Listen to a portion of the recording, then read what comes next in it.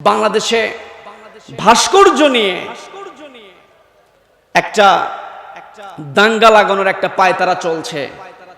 আমরা মাননীয় প্রধানমন্ত্রীকে আহ্বান জানাবো, ভাস্কর্যের সাথে ইসলামের কোনো সম্পর্ক থাকতে পারে না। স্বাধীনতার স্থপতি বঙ্গবন্ধু শেখ মুজিবুর রহমান বাংলাদেশের মুক্তিযুদ্ধের ইতিহাস যদি 5 লাইনে লিখতে হয় তবুও বঙ্গবন্ধুর নাম লিখতে হবে। কথা বলেন ঠিক কিনা? বঙ্গবন্ধুকে বাদ দিয়ে এই বাংলাদেশের মুক্তিযুদ্ধের ইতিহাস কখনো লেখা যাবে না। অতএব বঙ্গবন্ধুর জন্য আমরা দোয়া করব, বঙ্গবন্ধুর জন্য আমরা কোরআন তেলাওয়াত করতে রাজি আছি। বঙ্গবন্ধুর জন্য আপনি আত্মমানবতার সেবার কোন সংস্থা তৈরি করে দেন, আপনি বঙ্গবন্ধুর নামে কোন টাওয়ার তৈরি করে দেন, বঙ্গবন্ধুর নামে কোন চত্বর করে দেন, রাস্তা করে দেন, দুস্থ মানুষের জন্য বঙ্গবন্ধুর নাম দিয়ে আপনি সাহায্য ব্যবস্থা করেন, কিন্তু মূর্তি দিয়ে আপনি আপনার পিতাকে কবরে আযাব আর দিবেন না। কথা বলেন ঠিক কিনা? বঙ্গবন্ধুর পাশে যারা ছিল তারা বঙ্গবন্ধুকে তারাই দুনিয়া থেকে বিদায় করেছে। কথা বলেন ঠিক কিনা? ঠিক আজও বঙ্গবন্ধুর কন্যার পাশে কিছু কুলাঙ্গার যুক্ত হয়েছে, বঙ্গবন্ধুর কন্যাকে বাংলাদেশের তাওহীদি জনতার বিরুদ্ধে দাঁড় করানোর জন্য পায়তারা করছে। কথা বলেন ঠিক কিনা? এই জন্য সবাইকে উদাত্ত আহ্বান জানাবো, সংশ্লিষ্ট যারা আছেন, জানি না আমার এই বক্তব্য প্রধানমন্ত্রীর কান পর্যন্ত যাবে কিনা, তাকে উদাত্ত আহ্বান জানাবো। বঙ্গবন্ধু যে তার 7ই মার্চের ভাষণ দিয়েছিলেন, ভাষণটা শেষ করেছিলেন ইনশাআল্লাহ দিয়ে। কথা বলেন ঠিক কিনা? অতএব বঙ্গবন্ধুর ইসলামের প্রতি পূর্ণ আস্থা ছিল, সুতরাং বঙ্গবন্ধুর কবরটাকে যেন আল্লাহ রাব্বুল আলামিন জান্নাতের বাগান করেন, এটার জন্য ভাস্কর্য বানানো যাবে না। এটার জন্য সবরেসানি করতে হবে, এটার জন্য কোরআন তেলাওয়াতের ব্যবস্থা করতে হবে, তবেই তিনি শান্তিতে থাকবেন। বাংলাদেশের মানুষ, বাঙালিরা সারা জীবন যতদিন বাংলাদেশ থাকবে ততদিন বঙ্গবন্ধুকে স্মরণ করবে। বঙ্গবন্ধুকে স্মরণ করার জন্য কোন মূর্তির দরকার নাই। কথা বলেন ঠিক কিনা? কিছু কিছু মানুষকে বলতে দেখা যায়, তারা বলে মূর্তি এক জিনিস, ভাস্কর্য আরেক জিনিস। তারা আমাদেরকে বুঝাতে চায় যেটা লাউ সেটাই কি কদু। লাউ এবং কদুর মধ্যে যে পার্থক্য, মূর্তি এবং ভাস্কর্যের মধ্যে সেই পার্থক্য। কথা বলেন ঠিক কিনা? ইন্ডিয়া আর ভারত কোনো পার্থক্য আছে? নাই। সুতরাং ভাস্কর্য আর মূর্তি এর মধ্যে কোনো পার্থক্য নাই। ভাস্কর্য হচ্ছে শিরকের সূচনা। কথা বলেন ঠিক কিনা? অতএব বঙ্গবন্ধুকে দিয়ে শিরকের সূচনা হোক, এটা আমরা কখনো বরদাস্ত করতে পারি না। কথা বলেন ঠিক কিনা? জীবন দিয়ে হলেও এই ভাস্কর্য স্থাপনা আমরা জীবন দিয়ে হলেও, রক্তের বন্যা বইয়ে দিতে হলেও আমরা এই ভাস্কর্য স্থাপনা বন্ধ করে দিব। কথা বলেন ঠিক কিনা? এই ভাস্কর্য স্থাপনা বন্ধ করতে কারা কারা রাজি আছেন? দুহাত আল্লাহকে দেখান।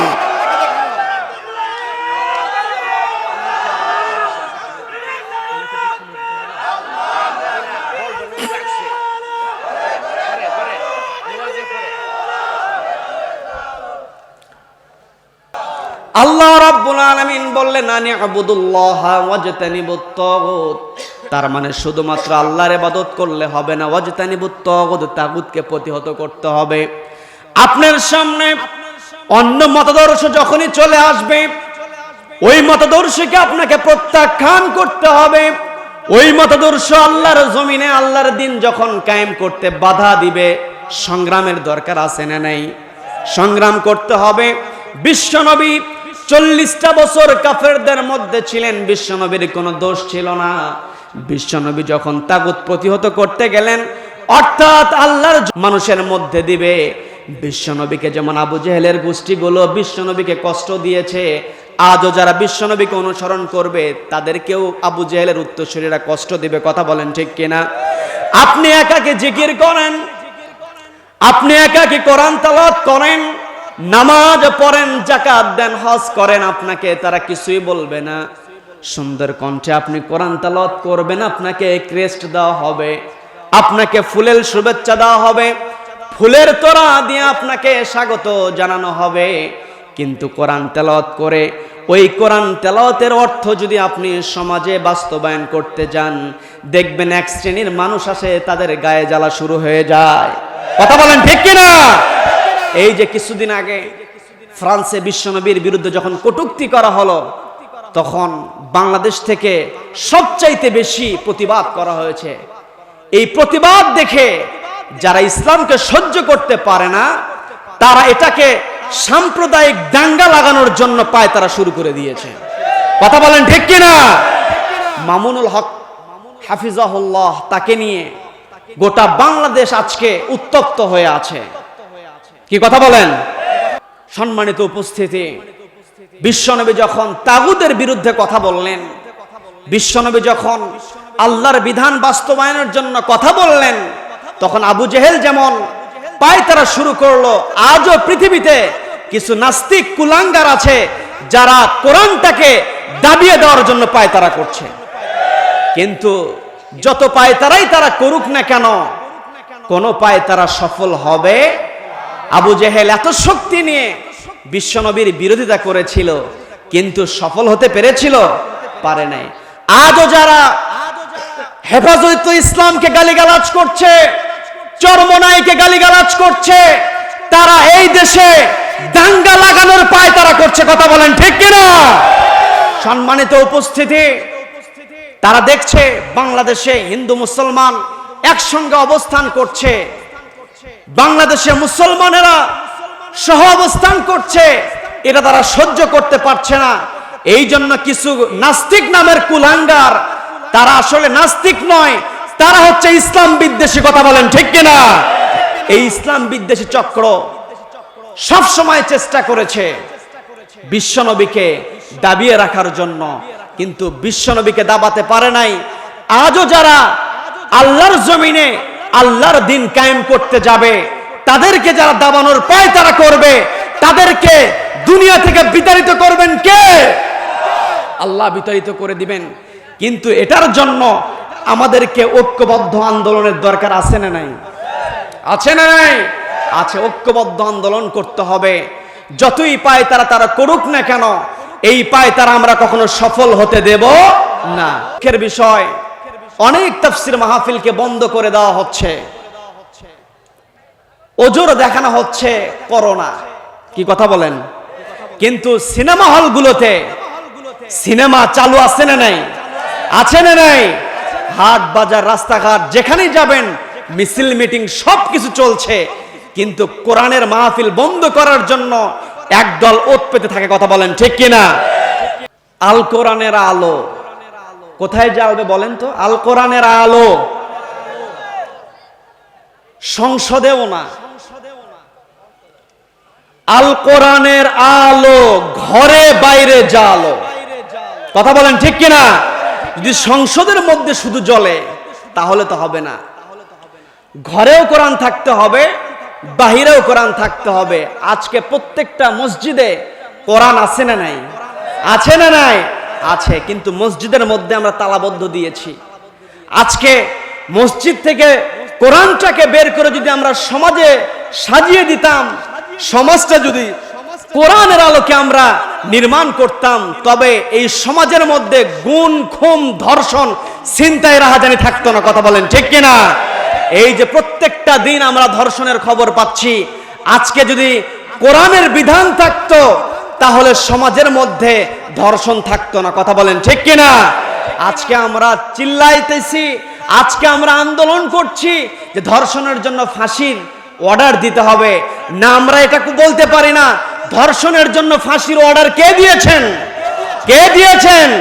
সুতরাং আমাদের স্লোগান হবে ধর্ষণ বন্ধ করার জন্য আমরা কোরআনের আইন চাই। কথা বলেন ঠিক কিনা? এই জন্য আমাদের স্লোগান হবে, আমার সঙ্গে সবাই স্লোগান দিবেন, আল কোরআনের আলো ঘরে বাইরে জ্বালো। আল্লাহ রাব্বুল আলামিন আমাদের সকলকে কবুল করে নিন, বলেন আমিন।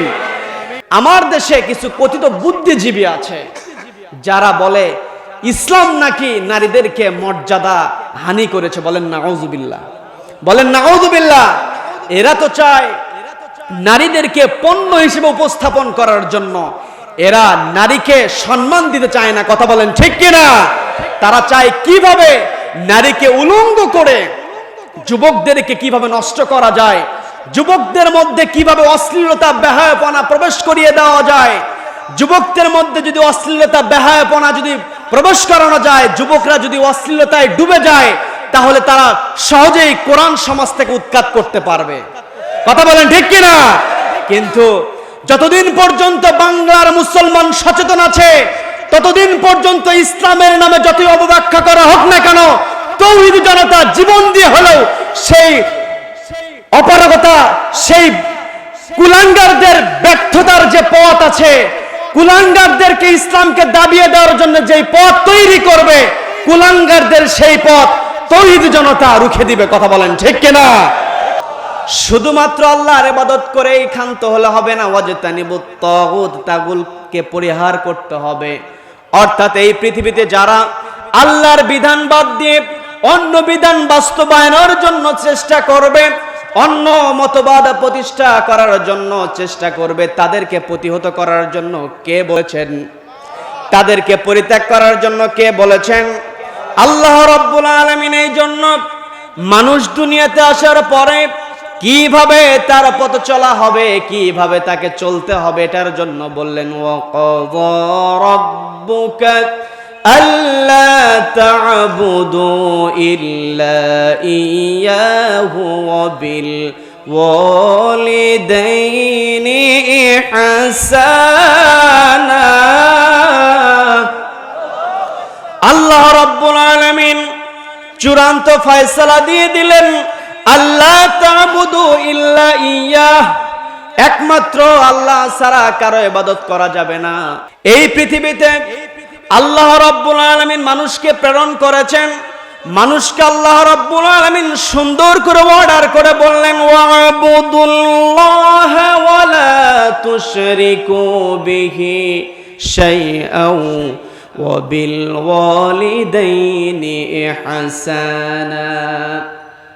আল্লাহ বললেন ওয়া'বুদুল্লাহ, তোমরা একমাত্র আল্লাহর ইবাদত করো, আল্লাহর ইবাদত করতে হবে, ওয়ালা তুশরিকু বিহি শাইআ, আল্লাহর সাথে শিরক করা যাবে না, আল্লাহর সাথে অংশীদারিত্ব করা যাবে না।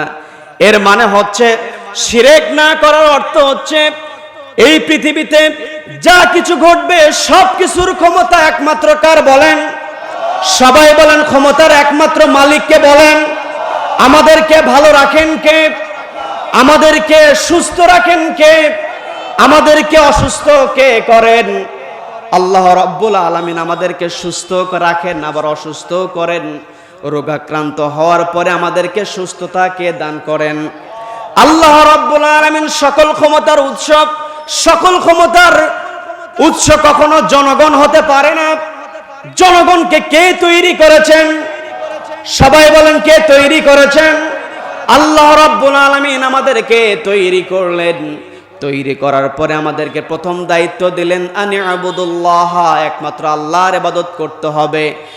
আর আল্লাহর ইবাদত কেন করতে হবে, এই কথাটা আল্লাহ রাব্বুল আলামিন সুন্দর করে ভাবনার জন্য, চিন্তার জগতে প্রবেশের জন্য সুন্দর করে বলছেন হাল আতা আলাল ইনসানি হিনুম মিনাদ দাহরি لم يكن شيئا مذكورا إنا خلقنا الإنسان من نطفة أمشاج نبتليه فجعلناه سميعا بصيرا إنا هديناه السبيل إما شاكرا وإما كفورا।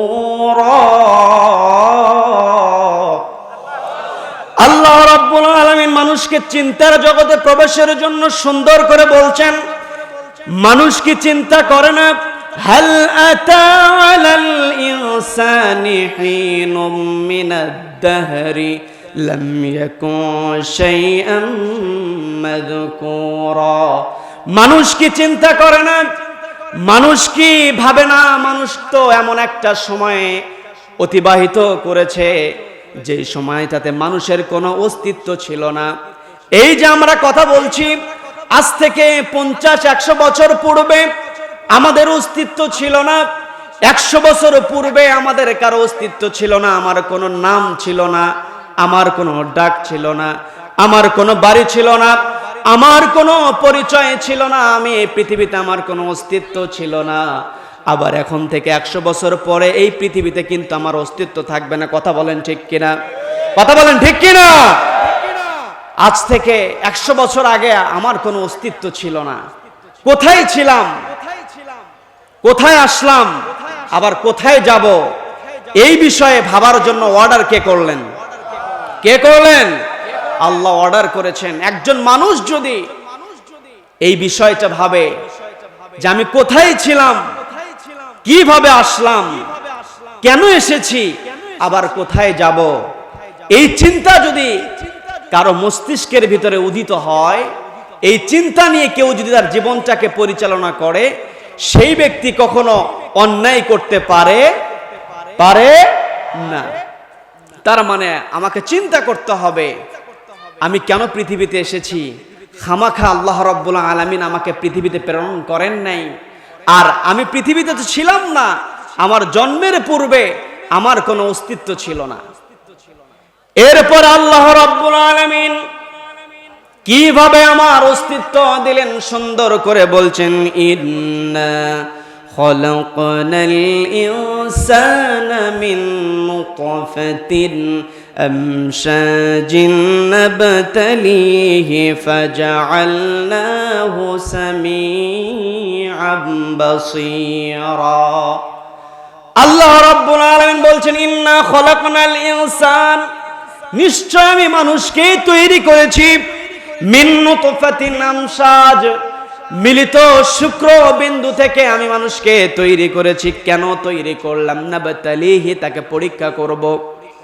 ফাজআলনাহু সামিআন বাসীরা, তাকে পরীক্ষা করার জন্য আমি তাকে দৃষ্টি শক্তি দিয়েছি, আমি তাকে শ্রবণ শক্তি দিয়েছি। আল্লাহ রাব্বুল আলামিন পবিত্র কোরআনের অন্যত্র বললেন, ওয়াল্লাহু আখরাজাকুম মিন বুতুনি উম্মাহাতিকুম লা তা'লামুনা শাইআন ওয়া জা'আলা লাকুমুস সামআ ওয়াল আবসারা ওয়াল আফইদাতা লা'আল্লাকুম তাশকুরুন।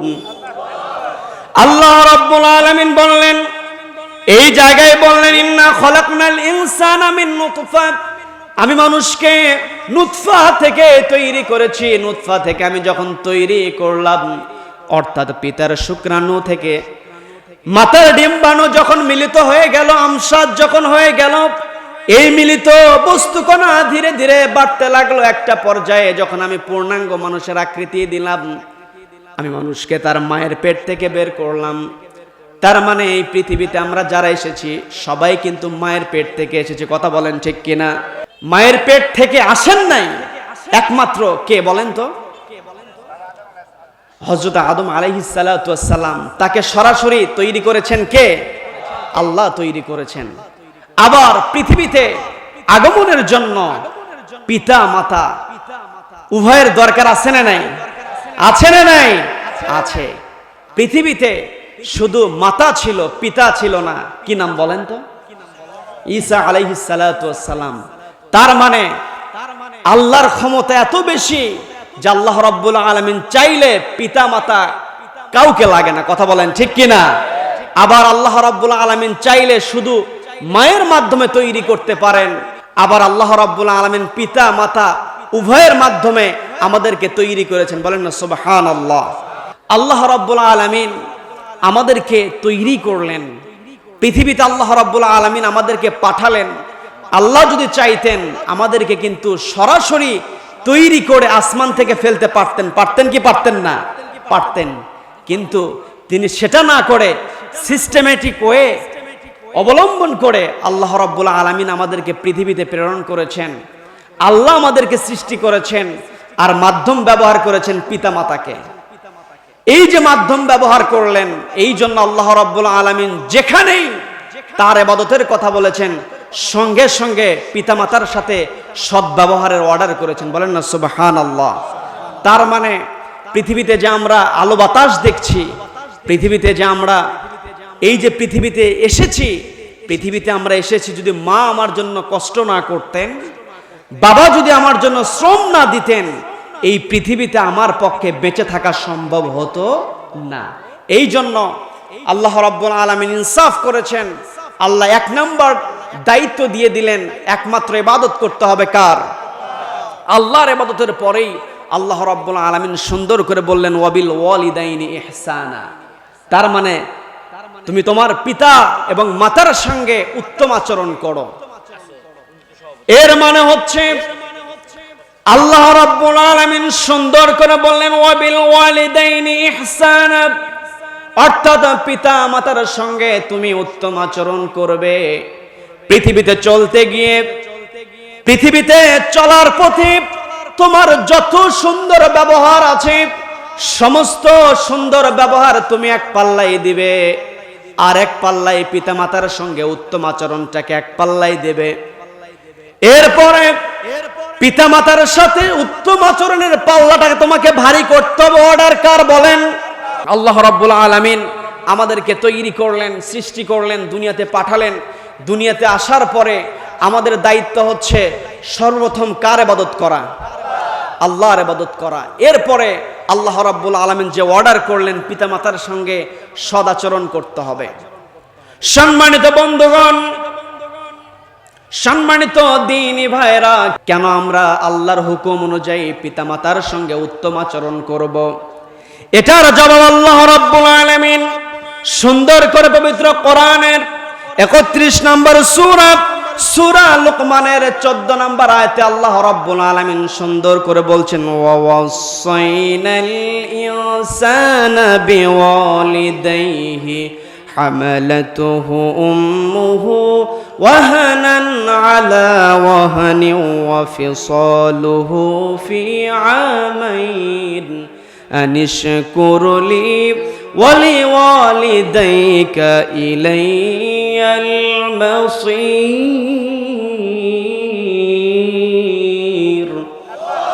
আল্লাহ রাব্বুল আলামিন বলছেন ওয়াসাইনাল ইনসানা বিওয়ালিদাইহি, আমি মানুষকে পিতামাতার সাথে উত্তম আচরণের জন্য অর্ডার দিয়েছি। কেন অর্ডার দিলাম? হামালাতুহু উম্মুহু ওয়াহনান আলা ওয়াহনিন, তার মানে কষ্টের পর কষ্ট সহ্য করে তার মা তার সন্তানকে পেটে ধারণ করেছে। মায়ের পেটের ভিতরে যখন আমরা ছিলাম মায়ের কষ্ট হয়েছে কি হয় নাই? মায়ের কষ্ট হয়েছে। সম্মানিত উপস্থিতি, একটা মানুষকে যদি তার মাথার উপরে একটা ইট মাথার উপরে দিয়ে তাকে দাঁড়িয়ে থাকতে বলা হয়, একটা পর্যায়ে সে মাথা থেকে ইটটা নামাবে কি নামাবে না? অবশ্যই কিন্তু নামিয়ে ফেলবে। একটা মানুষের হাতে যদি একটা ইটের টুকরো হাতে দিয়ে দেওয়া হয়, তাহলে একটা পর্যায়ে হাতে রাখতে রাখতে ডান হাতে রাখলে একটু পরে বাম হাতে নিতে হয়। কথা বলেন।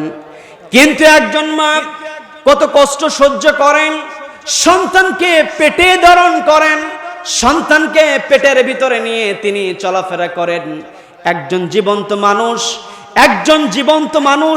আরেকটা জীবন্ত মানুষকে নিয়ে যখন দুনিয়াতে চলাফেরা করে, প্রত্যেকটা মানুষ যখন মায়ের পেটের ভিতরে ছিলাম আমরা, মাকে আমরা লাথি মেরেছি, মাকে আমরা কত কষ্ট দিয়েছি। মা যদি আমাদেরকে কষ্ট না করে, আমাদের জন্য ধৈর্য ধারণ না করে, আমাদেরকে যদি গর্ভে না রাখতেন, আমরা দুনিয়ার আলো বাতাস পেতাম না। শুধুমাত্র মা কিন্তু পেটের ভিতরেই ধারণ করে আমাদের জন্য কষ্ট শেষ করে দেন নাই। একজন মানুষ আল্লাহু আখরাজাকুম মিন বুতুনি উম্মাহাতিকুম, অর্থাৎ মানুষকে আল্লাহ রাব্বুল আলামিন মায়ের পেট থেকে যখন বের করলেন, এত কষ্ট মাকে সহ্য করতে হয়েছে। একজন মানুষকে যদি 47 ডেল পরিমাণ ব্যথা দেওয়া হয়, সেই মানুষটা সহ্য করতে পারবে। 47 ডেল যখন অতিক্রম করবে, ওই মানুষটা ব্যথা সহ্য করতে পারবে না, বেঁচে থাকতে পারবে না, মারা যাবে। কিন্তু একজন মা সন্তান যখন ভূমিষ্ঠ হয়ে যায়, সন্তান ভূমিষ্ঠর সময় 47 নয়, 50 নয়, 56 ডেল পরিমাণ ব্যথা আমার মা সহ্য করেছেন বলেই আমি পৃথিবীতে আলো দেখতে পেরেছি, পৃথিবীর আলো বাতাস আমি অনুভব করতে পেরেছি। তার মানে একজন মা এত কষ্ট সহ্য করলেন, এই জন্য আল্লাহ রাব্বুল আলামিন মার সাথে ভালো ব্যবহার করার জন্য বললেন। শুধুমাত্র প্রসব বেদনা নয়, এরপর আল্লাহ রাব্বুল আলামিন বলেন ওয়াফিসালুহু ফি আমাইন, অর্থাৎ মায়ের পেটের ভিতরে কষ্ট দিয়েছি, দুনিয়াতে আসার সময় প্রসব বেদনা সহ্য করেছেন মা, এখানেই ক্লান্ত নয়, এখানেই শেষ নয়। দুনিয়াতে যখন আসলাম মা 2টা বছর আমাদেরকে দুধ পান করালেন, এরপরে এইখানেই কিন্তু শেষ নয়। পৃথিবীতে একটা মানুষের জন্য সবচাইতে আপনজন হচ্ছে তার মা। মা এমন মর্যাদার, এমন শ্রদ্ধার অধিকারী মা।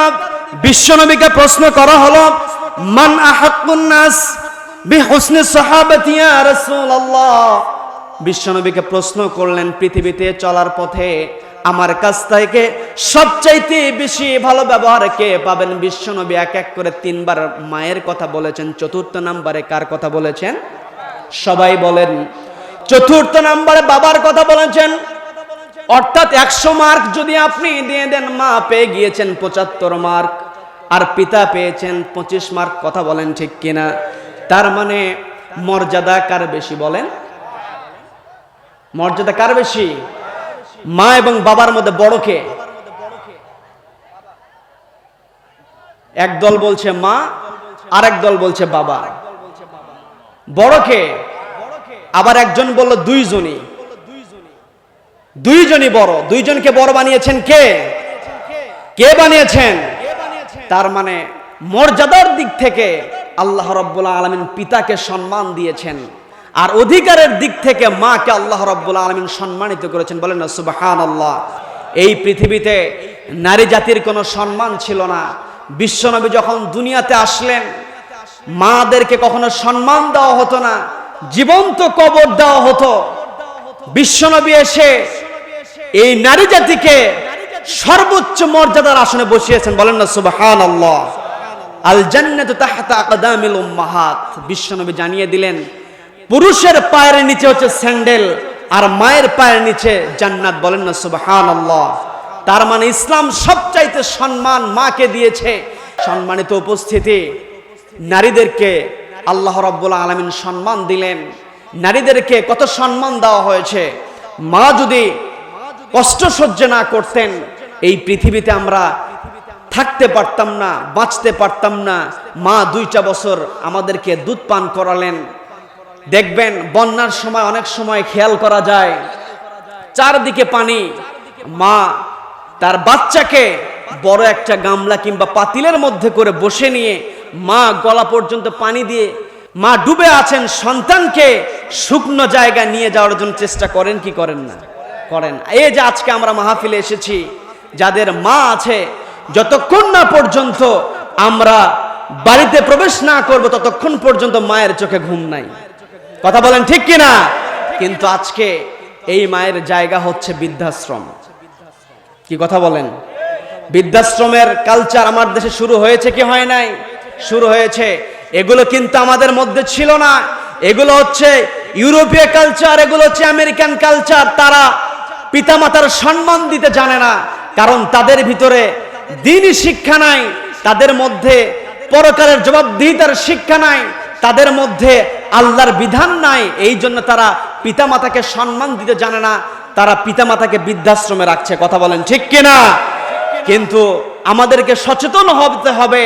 যেই সমস্ত সন্তানদের মধ্যে ইসলামের জ্ঞান আছে, যেই সমস্ত সন্তান ইসলাম সম্পর্কে জানে, আল্লাহর ভয় যে সমস্ত সন্তানদের অন্তরে আছে, সেই সন্তান নিজের জীবন দিয়ে দিবে, কিন্তু পিতামাতাকে কখনো বৃদ্ধাশ্রমে রাখবে না। কথা বলেন ঠিক কিনা? সম্মানিত উপস্থিতি, আমরা হাজারো চেষ্টা করলে পিতামাতার ঋণ বিন্দু পরিমাণ শোধ করতে পারবো না। সম্মানিত বন্ধুগণ, একবার এক ব্যক্তি হজ করতে এসেছে তার মাকে নিয়ে। মা ছিলেন বৃদ্ধ। বৃদ্ধা মাকে নিয়ে কাঁধে করে নিয়ে তাওয়াফ করেছে, সাই করেছে, হজের যতগুলো কার্যাবলী আছে সমস্ত কার্যাবলী সম্পন্ন করেছে। তার দেখা হয়ে গেছে হযরত ইবনে ওমরের সঙ্গে, আব্দুল্লাহ ইবনে ওমরের সঙ্গে দেখা হয়ে গিয়েছে। লোকটা হযরত আব্দুল্লাহ ইবনে ওমরকে বলছেন, ওগো আল্লাহর নবীর সাহাবী, আমি যে আমার মাকে কাঁধে করে নিয়ে তাওয়াফ করলাম, সাই করলাম, আমি যে হজের কার্যাবলী সম্পন্ন করলাম, আমি কি আমার মায়ের ঋণের সামান্য আমি শোধ করতে পেরেছি নাকি? হযরত আব্দুল্লাহ ইবনে ওমর বললেন, ওগো পথচারী, ওগো হজ যাত্রী, তুমি যে কথাটা বলেছ, তুমি তোমার মাকে কাঁধে নিয়ে হজ সম্পন্ন করেছ, মাকে তুমি তাওয়াফ করিয়েছ, সাই করিয়েছ, এতে তুমি তোমার মা তোমাকে পেটের ভিতরে যে একদিন ধারণ করেছেন, ওই একদিন ধারণ করতে গিয়ে আমার মায়ের, তোমার মায়ের যে কষ্ট হয়েছে, তোমার মা তোমাকে পেটের ভিতরে নিয়ে একদিন যে কষ্ট করেছে, সেই একদিনের কষ্টের দাম তুমি দিতে পারো নাই। তার মানে চিন্তা করে দেখেন মা কত কষ্ট সহ্য করলেন। এই মায়ের সঙ্গে ভালো আচরণ করতে হবে, মায়ের বিরুদ্ধে কোনো অভিযোগ করা যাবে না, বাবার বিরুদ্ধে কোনো অভিযোগ করা যাবে না। বিশ্বনবীর সাহাবী হযরত আবু হুরায়রা রাদিয়াল্লাহু তাআলা আনহু, তিনি যখন ইসলাম কবুল করেছিলেন, ইসলাম কবুলের কারণে, ইসলাম গ্রহণের কারণে বিশ্বনবীর দরবারে তিনি থাকতেন। একদিন তার বাড়ি ফিরতে দেরি হয়ে গেল। দেরি করে যখন বাড়িতে ফিরলেন, বাড়িতে ফেরার পরে তার মা জিজ্ঞাসা করলেন, তুমি কোথায় গিয়েছিলে? হযরত আবু হুরায়রা রাদিয়াল্লাহু তাআলা আনহু জবাব দিলেন, আমি রাসূলুল্লাহর দরবারে ছিলাম, বিশ্বনবীর মুখ নিঃসৃত কথা আমি শুনছিলাম, এই জন্য আমার দেরি হয়ে গিয়েছে। এই কথা বলার সঙ্গে সঙ্গে আমার মা আমার উপরে মারমুখী হয়ে গেলেন, আমাকে প্রচন্ড আঘাত করলেন, আমাকে বললেন, হয় তুমি আমাকে ছাড়বে অথবা বিশ্বনবীর দরবার ছাড়বে। চিন্তা করে দেখেন কত বড় শর্ত দিয়েছেন, হয় তুমি আমাকে ছাড়বে অথবা বিশ্বনবীকে ছাড়বে। কিন্তু আবু হুরায়রা তো বিশ্বনবীকে কখনোই ছাড়তে পারবেন না।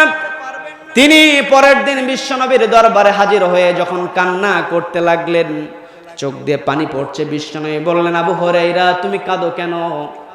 জবাব দিয়ে বললেন, ইয়া রাসূলুল্লাহ, গত রাত্রে আমি যখন আপনার দরবার থেকে বাড়িতে গিয়েছিলাম, দেরি হওয়ার কারণে আমার মা আমাকে প্রহার করেছে, আমাকে বাড়ি থেকে বের করে দিয়েছে। কোথা থেকে বের করে দিয়েছে বলেন? বাড়ি থেকে বের করে দিয়েছে। বিশ্বনবীর সঙ্গে সঙ্গে বললেন, আবু হুরায়রা, তোমার মা যে তোমাকে বাড়ি থেকে বের করে দিয়েছে, এটার জন্য তুমি কি আমার কাছে বিচার চাও নাকি? তোমার মায়ের বিচার করার ক্ষমতা আমার নাই, অর্থাৎ পিতা মাতার ব্যাপারে ইন্টারফেয়ার করার ক্ষমতা আমি বিশ্বনবীর নাই। তার মানে চিন্তা করে দেখেন পিতা মাতার সম্মান এত কে দিলেন? কে দিলেন? পিতাকে সম্মান করতে হবে, মাকে সম্মান করতে হবে। সাংসারিক জীবনে পর্দার আড়াল থেকে আমার মা বোনেরা শুনছেন, আমার মা, আপনি হয়তো শাশুড়ি হবেন অথবা ছেলের বউ হবেন, আপনাদের মধ্যে যদি আপনি কম্প্রোমাইজ না করেন, সংসারে অশান্তি আছে না নাই? আছে না নাই? সংসারে যদি বউ শাশুড়ির যুদ্ধ চলে, ওই সংসারটা ছোটখাটো একটা দোজক তৈরি হয়ে যায়। কথা বলেন ঠিক কিনা? কথা বলেন ঠিক কিনা? মা বোনেরা পর্দার আড়াল থেকে শুনছেন, আপনাদের কাছে আমি করজোর মিনতি করব, আপনি যদি পুত্রবধূ হয়ে থাকেন, আপনার শাশুড়িকে আপনি মায়ের মতো দেখেন। আবার শাশুড়িকে আমি বলবো, আপনি শাশুড়ি হয়েছেন, অন্য ঘর থেকে একজন কন্যা, ওই বাড়ির পিতামাতা আপনার ছেলের জন্য আপনার হাতে তুলে দিয়েছে, তারা কত ত্যাগ স্বীকার করেছে। একজন মা ত্যাগ স্বীকার করে আপনার ঘরে চলে এসেছে, অর্থাৎ আপনার কন্যা হয়ে গিয়েছে, আপনি তাকে কন্যা হিসেবে গ্রহণ করেন। আর পুত্রবধূ যদি তার শাশুড়িকে মা হিসাবে গ্রহণ করে, ওই পরিবারটা জান্নাতের টুকরায় পরিণত হয়ে যায়। কথা বলেন ঠিক কিনা? এই জন্য সবাইকে উদার হতে হবে। শাশুড়ি যেমন উদার হয়ে তার পুত্রবধূকে বুকে টেনে নেবেন, ঠিক তেমনি পুত্রবধূর দায়িত্ব হচ্ছে মায়ের আসনে বসিয়ে ওই শাশুড়িকে সম্মান করা। কথা বলেন ঠিক কিনা? আল্লাহ রাব্বুল আলামিন আমাদের সমস্ত মা বোনদেরকে সঠিক বুঝদান করেন, বলেন আমিন। সম্মানিত উপস্থিতি, সমাজের মধ্যে দিন দিন বউ শাশুড়ির যুদ্ধ বেড়েই চলছে। কথা বলেন, এই যে বিজাতীয় আগ্রাসন, স্টার জলসা, জি বাংলা, এগুলোতে কুটনামি ছাড়া আর কিছু আছে? এগুলো আছে? এগুলো নিয়ে কোনো কথা নাই। যুবকেরা মাদকাসক্ত হয়ে সমাজটা ধ্বংস হয়ে যাচ্ছে। আগামী দিনের নেতৃত্ব কারা দিবে খুঁজে পাওয়া যাচ্ছে না, সেদিকে কোনো চোখ নাই। ইসলামের পক্ষে যারা কথা বলে তাদেরকে থামিয়ে দিতে তাদের চোখ বড় হয়ে যায়। কথা বলেন ঠিক কিনা? আজকে সমাজে যদি আমরা শান্তি প্রতিষ্ঠা করতে চাই, আমাদের প্রধান টার্গেট হবে সমাজে কিসের হুকুম বাস্তবায়ন করতে হবে? কিসের হুকুম বাস্তবায়ন করতে হবে? কোরআনের হুকুম বাস্তবায়ন করতে হবে। কারণ আল্লাহ রাব্বুল আলামিন আমাদেরকে তৈরি করেছেন কিভাবে আমাদের পথ চলা হলে, কিভাবে আমরা জীবনটাকে সাজালে দুনিয়াতে আমরা শান্তিতে বসবাস করব, এটা সবচাইতে আল্লাহ ভালো জানেন। কথা বলেন ঠিক কিনা? এই যে মাইক্রোফোন, এখানে যে কথা বলছি, কিভাবে এটাকে সেটিং করলে, কিভাবে মেশিনটা সেট আপ দিলে সবচাইতে ভালো সাউন্ড হবে, এটা সবচাইতে ভালো জানে যিনি এই সাউন্ড সিস্টেম তৈরি করেছে। কথা বলেন ঠিক কিনা? এই যে ক্যামেরাগুলো তাক করে আছে এইদিকে, কিভাবে সেট করলে, কিভাবে ওটা সুন্দর করে সেট আপ দিলে সবচাইতে ভালো ভিডিও আসবে, ক্লিয়ার ইমেজ কিভাবে আসবে, এটা সবচাইতে ভালো জানে যে এই ক্যামেরাটা তৈরি করেছে। কি কথা বলেন? ঠিক তেমনি আল্লাহ রাব্বুল আলামিন সবচাইতে ভালো জানেন এই পৃথিবীতে মানুষ তার কর্মপদ্ধতি, মানুষ তার জীবন ধারণের রীতিনীতি, কিভাবে মানুষ তার ব্যক্তিগত জীবন, পারিবারিক জীবন, রাষ্ট্রীয় জীবন কিভাবে পরিচালনা করলে শান্তিতে বসবাস করবে, এটা সবচাইতে আল্লাহ ভালো জানেন বলেই আল্লাহ রাব্বুল আলামিন আমাদের জন্য কোরআন দিয়েছেন। বলেন না সুবহানাল্লাহ। এই কোরআনটা যদি আমরা বাস্তব জীবনে আমল করতে পারি, তবেই সমাজ থেকে সমস্ত দুর্নীতি উৎখাত করে দিবেন কে? আল্লাহ করে দিবেন। এই কোরআনটা যদি কোনো ব্যক্তির সিনার ভিতরে থাকে, ওই ব্যক্তি কখনো পিতামাতার সাথে বেয়াদবি করতে পারে না।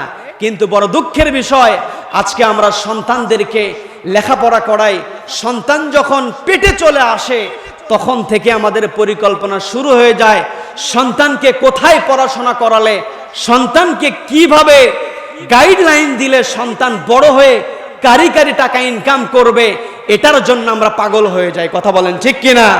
কিন্তু কিভাবে সন্তানকে গড়ে তুললে সন্তান আদর্শ নাগরিক হবে, কিভাবে সন্তানকে গড়ে তুললে ওই সন্তান পিতামাতার সঙ্গে বেয়াদবি করবে না, সেই দিকে আমরা যাই না।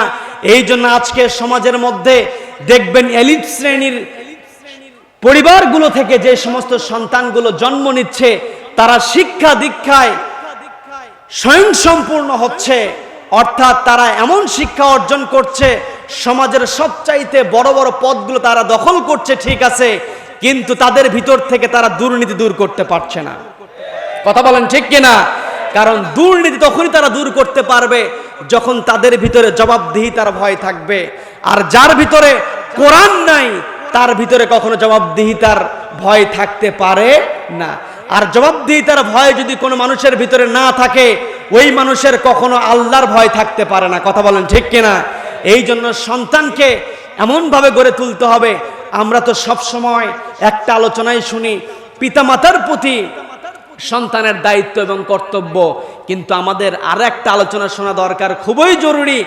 সন্তানের প্রতি পিতামাতার দায়িত্ব কর্তব্য আছে না নাই? আছে। আজকে যদি সন্তানদেরকে আমরা কোরআন এবং হাদিস, বিশ্বনবীর আদর্শ শিক্ষা দিতে পারতাম, তাহলে সন্তান বড় বড় প্রশাসক, বড় বড় ডাক্তার, বড় বড় ইঞ্জিনিয়ার, বড় বড় পিএইচডি হোল্ডার হওয়ার পরেও ওই সন্তানগুলো আজকে পিতামাতাকে বৃদ্ধাশ্রমে রেখে আসছে, একটাই কারণ, ওই সন্তানদের মধ্যে ইসলাম নাই। কথা বলেন ঠিক কিনা?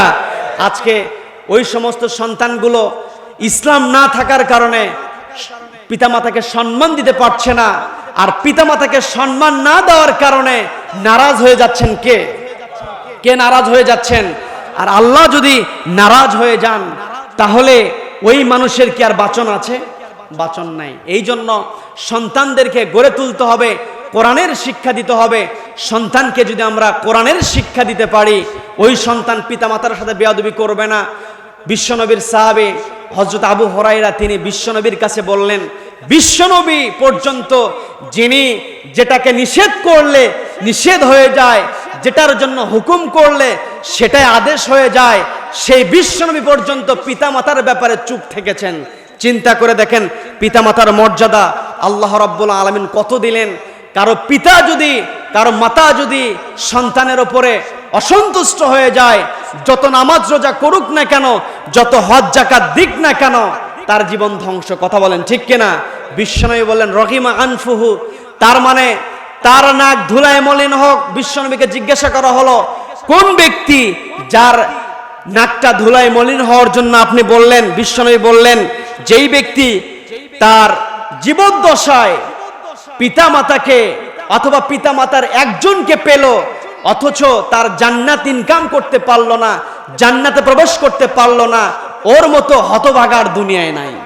কথা বলেন ঠিক কিনা? বিশ্বনবী বললেন হুমা জান্নাতুকা ওয়া নারুকা, তার মানে পিতামাতাই হচ্ছে জান্নাত, পিতামাতাই হচ্ছে জাহান্নাম। কথা বলেন ঠিক কিনা? সম্মানিত উপস্থিতি, ঘটনা কম বেশি সকলের জানা আছে। বিশ্বনবীর একজন সাহাবী ছিলেন হযরত আলকামা রাদিয়াল্লাহু তাআলা আনহু। সকলেই কম বেশি জানেন, বিস্তারিত ঘটনা বলছি না। হযরত আলকামা রাদিয়াল্লাহু তাআলা আনহু তিনি যখন মৃত্যুর সময় তার যখন চলে আসলো, মৃত্যুর সময় যখন চলে আসে, তখন খেয়াল করে দেখবেন আমাদের মধ্যে যখন মুমূর্ষ কোনো ব্যক্তি মৃত্যুর পথযাত্রী হয়ে যায়, তার পাশে বসে আমরা কালেমা শেখানোর চেষ্টা করি, করি কি করি না? ভালো মানুষকে ডেকে নিয়ে আসি, যে অবস্থা ভালো না, হয়তো দুনিয়া থেকে বিদায় হয়ে যাবে, একটু আপনি তার পাশে বসে কোরআন তেলাওয়াত করুন, একটু তার পাশে বসে কালেমা শেখানোর চেষ্টা করুন। এইভাবে আমরা সমাজের মধ্যে করে থাকি।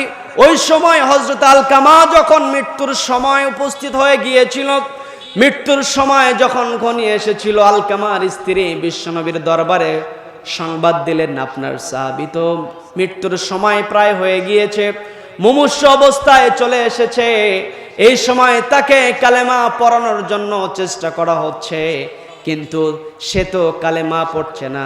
বিশ্বনবী কয়েকজন সাহাবীকে পাঠিয়ে দিলেন। হযরত আলী ছিলেন, হযরত বেলাল রাদিয়াল্লাহু তাআলা আনহু ছিলেন, হযরত আম্মার রাদিয়াল্লাহু তাআলা আনহু ছিলেন। তারা গিয়ে যখন তাকে কালেমা পড়ানোর চেষ্টা করছিল, তার মুখ দিয়ে কালেমা উচ্চারণ হচ্ছিল না। বিশ্বনবীকে যখন জানানো হলো, বিশ্বনবী যখন জানতে পারলেন আলকামা কালেমা পড়তে পারছে না, বিশ্বনবী বুঝতে পারলেন এখানে কোনো সমস্যা আছে। বিশ্বনবী বললেন, তোমরা খোঁজ নিয়ে দেখো, আমার সাহাবী আলকামা সে তো রোজা রাখতো, নামাজ পড়তো, আমার হুকুম সে পালন করতো, আমাকে সবচাইতে সে বেশি ভালোবাসতো, কিন্তু কেন সে কালেমা পড়তে পারছে না? তোমরা একটু খোঁজ নিয়ে দেখো, তার পিতামাতার কেউ জীবিত আছে নাকি?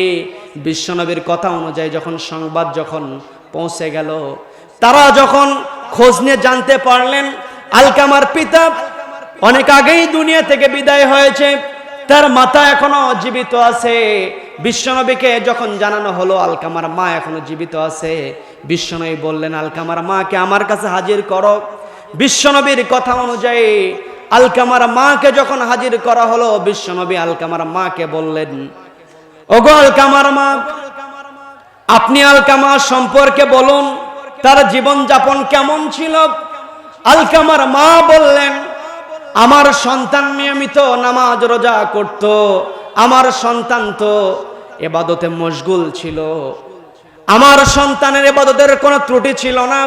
তখন বিশ্বনবী বললেন, ঠিক আছে, ইবাদতের কোনো ত্রুটি ছিল না, আপনি কি আপনার পুত্র আলকামার প্রতি সন্তুষ্ট নাকি? যখন প্রশ্ন করলেন, মা কোনো কথা বলতে চাচ্ছেন না। তার মানে আজও সমাজের মধ্যে দেখবেন কোন সন্তান যদি তার মাকে খাবার না দেয়, ওই মা কিন্তু বুকে কষ্ট চাপা দিয়ে রাখে, কিন্তু সন্তানের দুর্নাম হবে এই ভয়ে কিন্তু সমাজে মুখ খোলে না। কথা বলেন ঠিক কিনা? তার মানে চিন্তা করে দেখেন, নিজে কষ্ট করবে তবুও সন্তানের মান সম্মানের ক্ষতি হোক, সমাজে চলতে গেলে সন্তানের মাথাটা নুয়ে যাক, এটা একজন মা চায় না। আমি অবাক হয়ে যাই কিভাবে একজন সন্তান তার মায়ের সঙ্গে দুর্ব্যবহার করে। কথা বলেন ঠিক কিনা?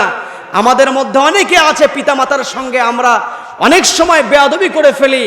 আজকে মাহফিল থেকে আমি সবাইকে উদাত্ত আহ্বান জানাবো, পিতামাতার সঙ্গে যদি বেয়াদবি হয়ে যায়, পিতামাতার কাছে যদি আমরা ক্ষমা চাই, দেখবেন ক্ষমা চাইতে দেরি, মায়ের চোখ দিয়ে পানি পড়তে দেরি হবে না। কথা বলেন ঠিক কিনা? অতএব মায়ের কাছে গিয়ে আমরা করজোর মিনতি করব, মা জীবনে অনেক অন্যায় করেছি, জীবনে অনেক কষ্ট তোমাকে দিয়েছি, তুমি ক্ষমা করে দাও, বাকি জীবনটা তোমাকে আর কষ্ট দিতে চাই না, তোমাকে শান্তিতে রাখতে চাই, তুমি আমার জন্য আল্লাহর কাছে দোয়া করো, আল্লাহ যেন আমার রিজিকের ব্যবস্থা করে দেন, আমি যেন তোমাকে সম্মান দিতে পারি, আমি যেন পৃথিবীতে সবচাইতে ভালো আচরণ তোমার কদমে আমি দিতে পারি, এইটার জন্য তুমি আমার কাছে দোয়া করো। আমরা বলতে রাজি আছি তো? ইনশাআল্লাহ। বিশ্বনবী যখন বললেন যে আলকামার প্রতি আপনি সন্তুষ্ট কিনা, মা বলতে চায় না, চুপ থাকে। বিশ্বনবী বললেন সত্য ঘটনাটা বলো, কি হয়েছে দেখি। তখন আলকামার মা বলছেন, আমার সন্তানের তো কোনো ইবাদতের ঘাটতি ছিল না, কিন্তু আমার আলকামার সঙ্গে আমার কয়েকদিন যাবত কথা হয় না, কারণ একটা বিষয় নিয়ে আমি আলকামাকে একটা কথা বলেছিলাম, আলকামা আমার কথা না রেখে তার বইয়ের কথা শুনেছে। অতএব বইয়ের কথা শোনার কারণে আমার আলকামার প্রতি মনটা খারাপ হয়ে আছে। অতএব আমি যে মনক্ষুণ্ণ হয়ে আছি এটা আমি প্রকাশ করতে চাই নাই, কিন্তু আপনি আমাকে জিজ্ঞাসা করেছেন বলে আমি বলেছি। তখন বিশ্বনবী বললেন, আপনার আলকামা তো দুনিয়া থেকে বিদায় হয়ে যাবে, আমি বলছি আপনি আপনার আলকামাকে ক্ষমা করে দিন। কিন্তু আলকামার মা একটু রাগ, তার মনের ভিতরে একটু রাগ আছে, রাগ থাকার কারণে বলছে না, আমি আলকামাকে ক্ষমা করব না। বিশ্বনবী তখন সাহাবীদেরকে অর্ডার করলেন, তোমরা কিছু শুকনো লাকড়ির ব্যবস্থা করো, খড়কুটোর ব্যবস্থা করো, আগুনটা জ্বালিয়ে দাও। আগুনটা জ্বালানোর হুকুম যখন বিশ্বনবী দিলেন, আলকামার মা যখন খেয়াল করলেন বিশ্বনবী আগুন জ্বালানোর জন্য নির্দেশ দিচ্ছে, এই বিষয়টা খেয়াল করে আলকামার মা জিজ্ঞাসা করলেন, ইয়া রাসূলুল্লাহ, ইয়া হাবিবাল্লাহ, আপনি আগুন জ্বালিয়ে কি করবেন? এই কথা বলার সঙ্গে সঙ্গে বিশ্বনবী বললেন, আপনি যে আলকামাকে ক্ষমা করছেন না, আলকামাকে যদি আপনি ক্ষমা না করেন তো আলকামা জাহান্নামে চলে যাবে। সুতরাং জাহান্নামের আগুনে পোড়ানোর পূর্বে তাকে দুনিয়ার আগুনে আমরা নিক্ষেপ করতে চাচ্ছি, দুনিয়া থেকে সে আগুনের মধ্যে থেকে বিদায় নিক। মাকে যখন এই কথা বলা হলো, মা তো সহ্য করতে পারে না। কারণ পৃথিবীতে দেখবেন একজন সন্তান যখন পেটের ভিতরে পূর্ণ হয়ে যায়, তার আকৃতি, তার স্ট্রাকচার যখন পূর্ণ হয়ে যায়, তখন মায়ের পেটের ভিতরে লাথি মারে। লাথি মারলে মায়ের কষ্ট হয় কিনা? লাথি মারলে কিন্তু মায়ের কষ্ট হয়, কিন্তু মা সেই কষ্টটাকে কষ্ট মনে করে না। পাশে যদি তার কোনো ননদ থাকে, তার কোনো যদি ভাবি থাকে, বোন থাকে, স্বামী যদি উপস্থিত থাকে, হাতটা পেটের কাছে টেনে নিয়ে বলে, দেখো তোমার সন্তান লাথি মারছে, হাসে কি হাসে না? চোখ দিয়ে পানি পড়ে, কিন্তু তার অন্তরের ভেতরে খুশির ঝলক শুরু হয়ে যায়। কথা বলেন ঠিক কিনা? কথা বলেন ঠিক কিনা? তার মানে যেই মা সন্তানকে পেটের ভিতরে লাথি মারার পরে কষ্ট সহ্য করে হাসির ঝিলিক দেন, সেই মার সামনে যদি সন্তানকে আগুনে দেওয়া হয়, ওই মা কি সহ্য করতে পারেন? সহ্য করতে পারেন?